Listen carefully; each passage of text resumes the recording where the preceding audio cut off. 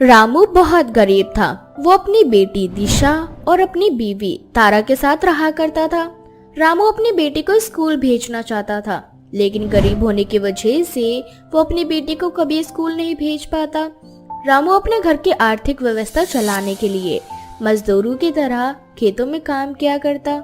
उसे जो भी छोटा मोटा काम मिलता वो उसे करके अपने 2 वक्त के खाने का इंतजाम कर लिया करता। ऐसे ही एक रोज रामू खेती करके घर आता है। तभी उसकी बेटी बोलती है, पिताजी आप आ गए, मेरे लिए क्या लेकर आए? अपने पिताजी को माफ करना बेटी, पर आज भी तेरे पिताजी तेरे लिए कुछ नहीं ला पाए। पर मैं तुझसे वादा करता हूँ, एक दिन मैं तेरी इच्छा जरूर पूरी करूँगा। इतना बोलकर रामू अपनी आज की दिहाड़ी अपनी बीवी के हाथ में थमा देता है। अब हमेशा की तरह सुबह होते ही रामू काम के लिए निकल जाता है और आज भी उसे खेत में एक छोटा मोटा काम मिल जाता है। शाम को अपना काम करके रामू घर जा रहा होता है। तभी एक व्यक्ति अपने हाथों में सुनहरी मुर्गी लेकर आता है और रामू से बोलता है, भाई मेरा एक छोटा सा काम करोगे? कैसा काम साहब? ये मेरी सुनहरी मुर्गी है। मैं इसे अपने दोस्त के घर ले जा रहा था उसे गिफ्ट करने के लिए, परंतु अचानक से मेरे घर से फोन आ गया। मुझे पता चला कि मेरे बेटे की तबीयत बहुत खराब हो चुकी है, जिस वजह से मुझे घर वापस जाना पड़ रहा है। परंतु आज मेरे दोस्त का बर्थडे है, तो मुझे ये मुर्गी उसे गिफ्ट करनी है। अगर तुम ये सुनहरी मुर्गी मेरे दोस्त को दे आओगे तो मैं बदले में तुम्हें इसके पैसे दूंगा। पैसे का नाम सुनकर रामू खुश हो जाता है और उस आदमी से बोलता है, ठीक है साहब, आपका काम हो जाएगा। आप मुझे एड्रेस बता दीजिए।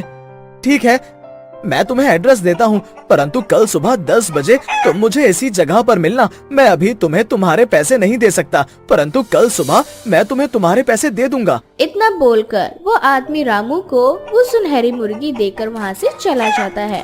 रामू उस सुनहरी मुर्गी को लेकर चलने लगता है। तभी रास्ते में उसे किसी की आवाज सुनाई देती है, तुम अच्छे इंसान लगते हो, प्लीज मुझे उस पते पर मत छोड़ो, मुझे अपने पास रख लो और जिस आदमी ने तुम्हें मुझे सौंपा है उससे झूठ बोल दो कि मैं खो गई हूँ। अरे ये आवाज कैसी है जो मुझसे बात कर रही है, पर मुझे नजर क्यों नहीं आ रही? ये मैं हूँ रामू, तुम्हारे हाथों में सुनहरी मुर्गी। मुझे देखो, मैं तुमसे बात कर रही हूँ। अब रामू मुर्गी की तरफ देखता है और उससे बोलता है, ये कैसे मुमकिन हो सकता है? तुम तो एक मुर्गी हो और एक मुर्गी भला इंसान से कैसे बात कर सकती है? वैसे तुम देखने में भी बहुत अजीब हो। मैंने आज से पहले सुनहरी मुर्गी कभी नहीं देखी। हाँ, क्योंकि मैं कोई साधारण मुर्गी नहीं बल्कि एक जादुई मुर्गी हूँ। देखो प्लीज तुम मुझे उस आदमी के हाथों मत सौंपो, नहीं तो वो मुझे मार डालेगा। वो लोग बहुत लालची हैं। अगर मैंने तुम्हें बताए हुए पते पर नहीं छोड़ा तो वो आदमी मेरी जान ले लेगा।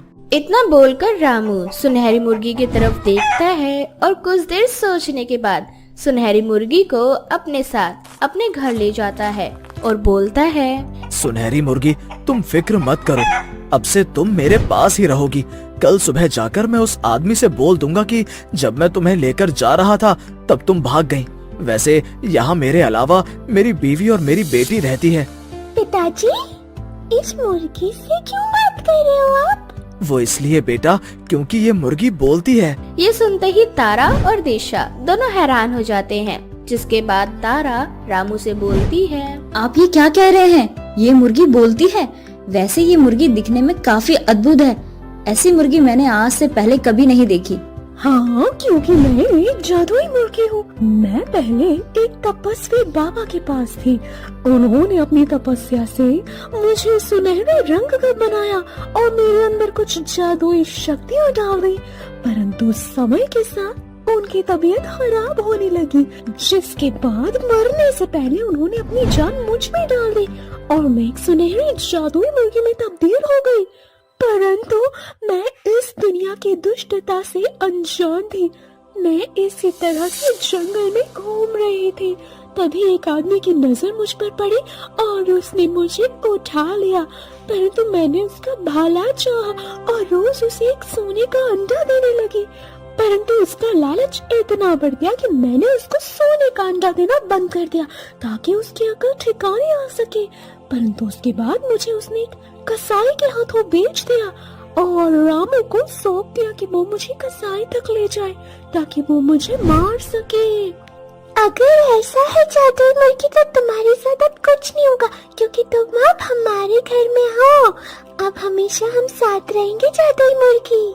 अब इस तरह से दिशा उस मुर्गी के साथ खेलने लगती है, जिसके बाद तारा अकेले में रामू से बोलती है, ये तो आपने बहुत अच्छा किया कि इस मुर्गी की जान बचाने के लिए आप इस मुर्गी को इस घर में ले आए।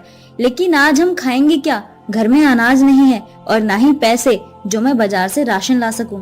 तारा, तुम बिल्कुल सही कह रही हो। तुम यहीं रुकना, मैं कहीं से उधार राशन लेकर आता हूँ और जब मुझे पैसे मिलेंगे तो मैं वो पैसे चुका दूंगा।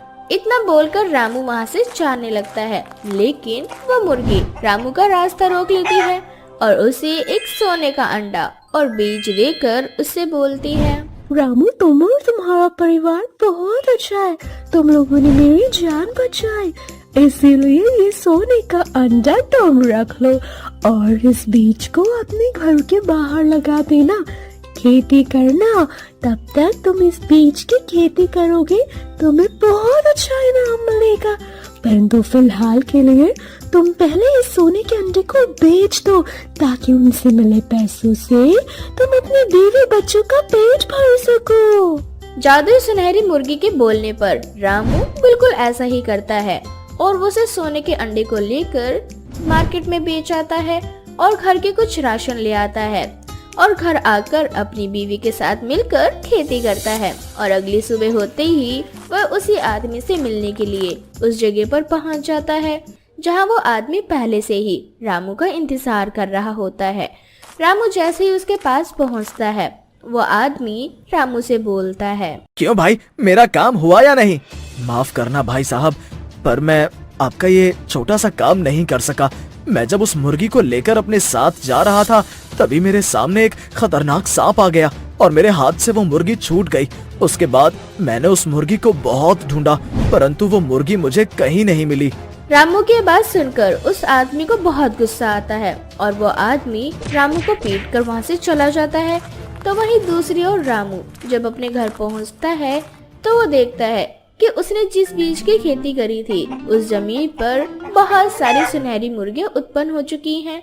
ये देख रामू बहुत हैरान होता है और तभी वो जादुई सुनहरी मुर्गी रामू के पास आती है और उसकी चोटों को अपनी जादुई शक्तियों से ठीक करके रामू से बोलती है, रामू, तुम फिक्र मत करो, मेरे होते हुए अब तुम्हें कभी भी गरीबी का सामना नहीं करना पड़ेगा।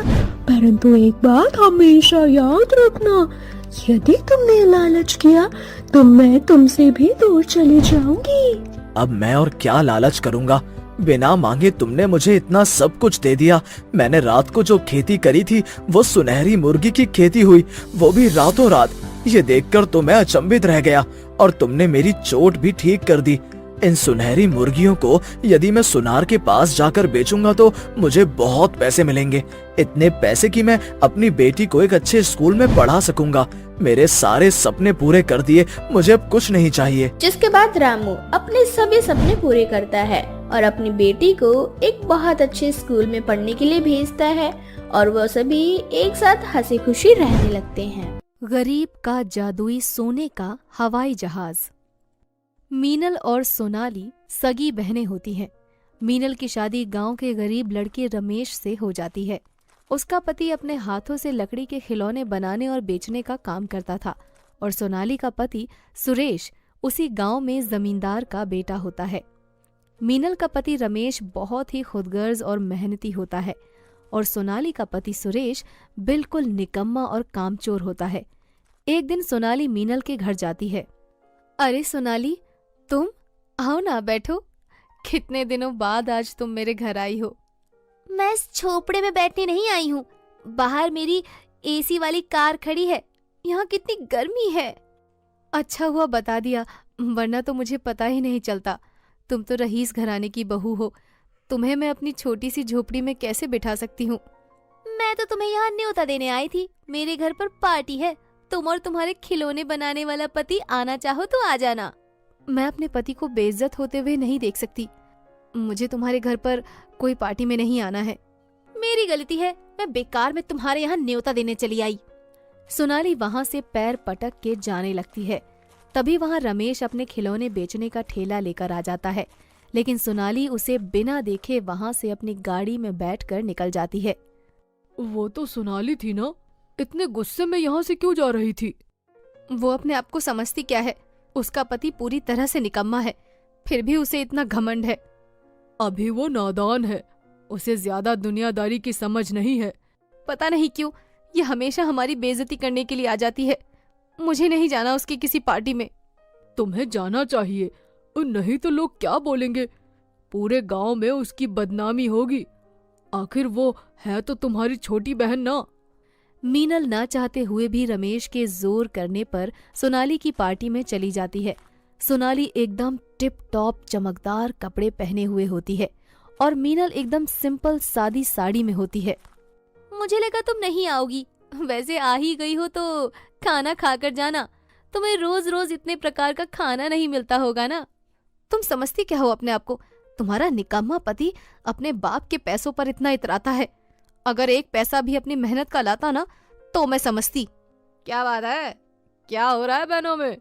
इस गरीब को तो मुझे अपनी बहन कहने में भी शर्म आती है। इसके कपड़े देखो, घर के नौकर भी इससे अच्छे कपड़े पहनते हैं। तुम्हें ऐसा नहीं कहना चाहिए, आखिर ये तुम्हारी बहन है।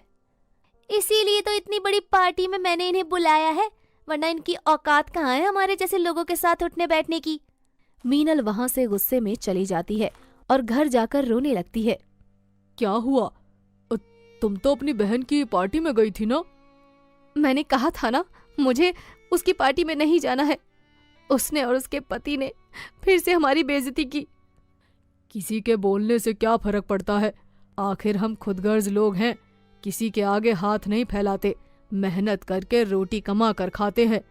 माना उनके जितना बड़ा घर नहीं है हमारा, लेकिन हम उनसे कहीं ज्यादा खुदगर्ज हैं। लेकिन मैं आपके साथ पूरी तरह से खुश हूँ। मैं आज के बाद कभी भी सोनाली के घर पर नहीं जाऊंगी। एक दिन रमेश अपने खिलौने का ठेला लेकर आ रहा होता है, तभी उसका एक्सीडेंट हो जाता है और उसे बहुत गंभीर चोट आती है। मीनल के पास रमेश के इलाज के लिए पैसे नहीं होते। हाय राम, हमारी मदद करो। क्या हम गरीबों को जीने का अधिकार नहीं है? हमने कभी किसी का बुरा नहीं चाहा, हमारी मदद करो प्रभु। तभी मीनल के आंसू रमेश के बनाए गए एरोप्लेन के खिलौने पर गिर जाते हैं। मीनल के आंसू पड़ते ही वो एरोप्लेन चमकने लगता है और देखते ही देखते सोने का बन जाता है। ये क्या है? अचानक से ये एरोप्लेन सोने का कैसे बन गया? मीनल और चमचमाती एरोप्लेन को बगल में रखकर अपने पति के स्वस्थ होने की दुआ मांगने लगती है। एरोप्लेन से चमत्कारी किरणें निकलने लगती हैं और मीनल का पति बिल्कुल स्वस्थ हो जाता है। आप तो बिल्कुल ठीक हो गए, लेकिन ये जादू कैसे हुआ? मुझे ऐसा लगा कि कोई चमकती हुई जादुई शक्ति ने मुझे पूरी तरह से स्वस्थ कर दिया।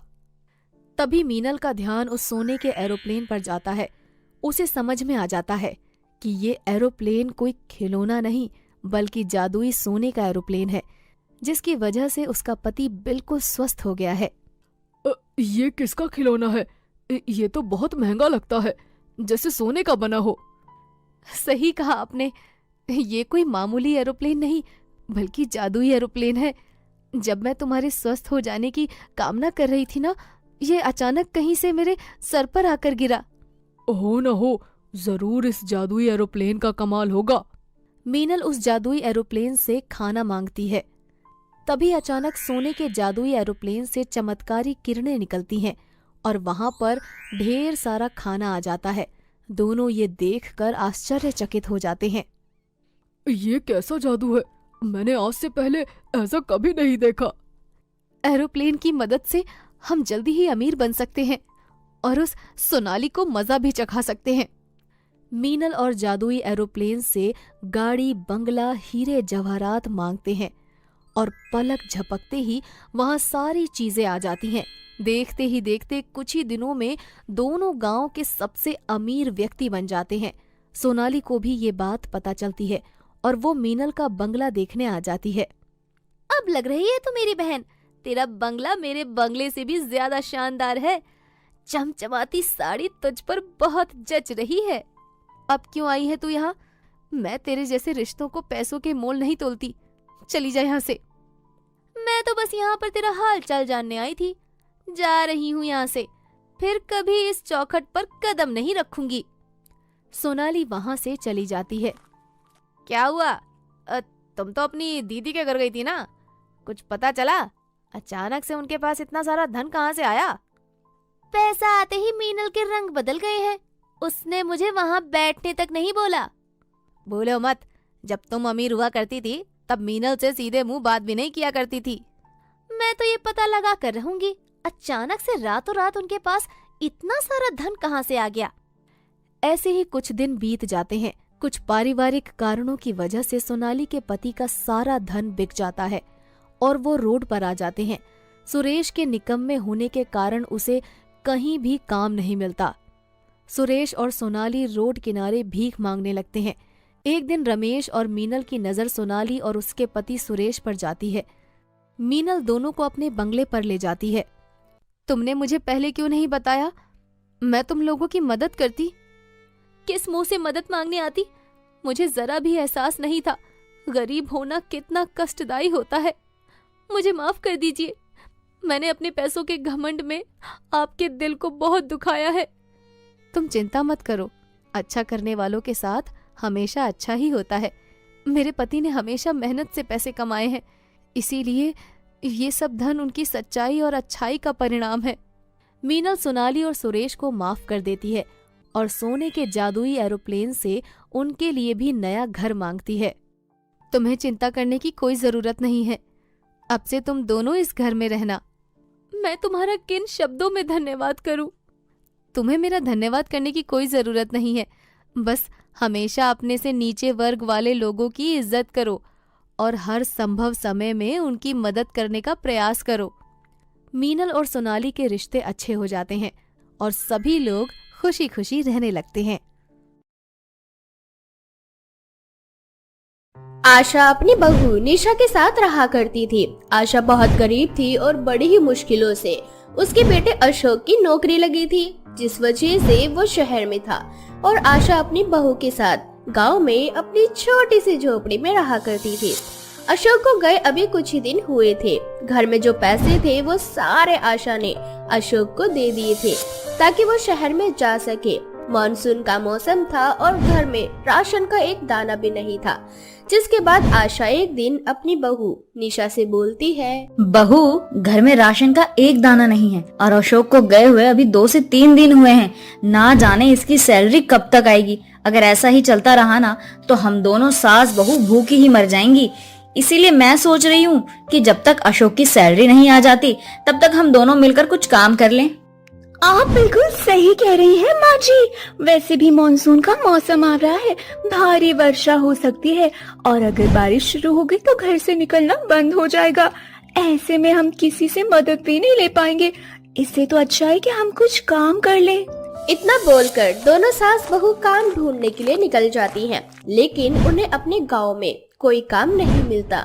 जिसके बाद आशा और निशा नदी पार करके पास वाले गांव में जाती है, जहां आशा को फैक्ट्री में तो निशा को एक कोठी में काम करने की जगह मिल जाती है। माँ जी, एक कोठी में मुझे काम मिल गया है। बहुत बड़ी कोठी है, पर मुझे सुबह जल्दी निकलना पड़ेगा क्योंकि उस गांव में जाने के लिए हमें नदी पार करनी पड़ेगी। ये तो बहुत अच्छी बात है बहू। मुझे भी उसी गांव की फैक्ट्री में काम मिल गया है। फैक्ट्री भी दूर है तो मैं सोच रही हूँ क्यों ना सुबह हम दोनों एक साथ जाएंगे और शाम को आते समय मैं तुझे नदी के पास मिल जाऊंगी। वहाँ से हम दोनों एक साथ मिलकर घर आ जाया करेंगे। आप सही बोल रहे हैं माँ जी। अच्छा माँ जी, घर में थोड़े से आटे बचे हैं। मैं सोच रही हूँ क्यों ना आज मैं इसी की रोटी बना लूँ और हम दोनों प्याज रोटी खाकर सो जाएं। कल से जब मैं कोठी में काम करने जाया करूँगी तो वहाँ से आते हुए कोठी में जो भी खाना बचा करेगा वो घर ले आया करूँगी। अब इसी तरह से आशा सुबह उठकर फैक्ट्री के लिए चली जाती है, तो वहीं निशा भी नदी पार करके कोठी में काम करने के लिए चली जाती है। और रात को जब काम करके आती है तो कोठी से ही बचा हुआ खाना लेकर आ जाया करती है, जिसे खाकर दोनों सास बहू अपना पेट भर लिया करती है। ऐसे ही एक रात आशा और निशा सो रही होती है, तभी उन दोनों के मुंह पर पानी की कुछ बूंदें गिरती है और आशा की आंखें खुल जाती है। बहू, मुझे लगता है बारिश हो रही है, और देख हमारे घर की छत टूटी हुई है, जिस वजह से बारिश का पानी हमारे घर में आ रहा है। निशा उठकर बाहर जाती है और वो देखती है कि बाहर काफी तेज की आंधी और तूफान चल रही है और साथ ही बिजलियां भी कड़क रही है और बहुत ही जोरों से बारिश भी हो रही है। बारिश को देख निशा घर में आती है और अपनी सास से बोलती है, माँ जी, बाहर आज बहुत वर्षा हो रही है। अगर इसी तरह तेज बारिश होती रही तो नदी का पानी भर जाएगा, और उस नदी पर जो पुल है वो लकड़ी का बना है। मुझे तो डर लग रहा है, अगर वो लकड़ी का पुल टूट गया तो हम काम पर कैसे जाएंगे माँ जी। निशा अपनी सास से बात कर ही रही होती है कि तभी वो देखती है कि उसकी छत बहुत ज्यादा टपक रही है, जिसके बाद निशा घर का कुछ जरूरी सामान एक घाट पर रख देती है और जहाँ जहाँ से छत टपक रही होती है वहाँ वहाँ बर्तन लगाकर बारिश के पानी को जमा करने लगती है। इसी तरह से दोनों सास बहू पूरी रात एक कोने में बैठी होती है और बारिश के रुकने का इंतजार कर रही होती है। सुबह होते ही बारिश बंद हो जाती है और वो दोनों काम पर जाने के लिए तैयार होने लगती है। जैसे ही घर से वो निकलती है, वैसे ही उषा नाम की एक औरत दोनों के पास आती है और उनसे बोलती है, अरे आशा बहन और निशा बहू, तुम दोनों ऐसे मौसम में कहाँ चली? बहन, हम दोनों अपने अपने काम पर जा रहे हैं। अरे उषा बहन, कुछ दिनों के लिए घर में ही रहो। तुम्हें मालूम नहीं है क्या, सरकार ने रेड अलर्ट जारी किया है। मौसम विभाग के अनुसार पता चला है कि अपने गांव में भी कुछ दिनों तक लगातार बारिश होगी और आंधी तूफान भी चलेगी। हो सके तो गांव में भी बाढ़ आ सकती है या फिर बवंडर, इसलिए घर में ही रहो। उषा आंटी जी, हमें कुछ नहीं होगा, और जैसे हमें लगेगा कि मौसम खराब हो रहा है, हम घर वापस आ जाएंगे। अभी भूखे मरने से तो अच्छा है कि मैं बाहर जाकर कुछ काम कर लूं, ताकि ऐसे मौसम में अगर हम दोनों सास बहू को घर में रहना पड़े तो खाने के लिए कुछ तो हो। इतना बोलकर आशा और निशा अपने अपने काम पर निकल जाती है। आशा फैक्ट्री में काम कर रही होती है कि तेज वर्षा होने लगती है, जिस वजह से फैक्ट्री का मालिक सबसे बोलता है, आप सभी लोग जल्दी से अपने अपने घर जाओ, बारिश बहुत तेज हो रही है। अभी न्यूज आई है और सरकार की भी सबसे अपील है कि सब अपने घर में ही रहें। इतना बोलकर फैक्ट्री का मालिक फैक्ट्री बंद कर देता है, जिसके बाद आशा भीगती हुई नदी के पास जाती है और अपनी बहू का इंतजार करने लगती है। कुछ ही देर बाद उसकी बहू निशा भी वहाँ आ जाती है और अपनी सास से बोलती है, माँ जी, आप इतनी बारिश में रुकी क्यों रही है?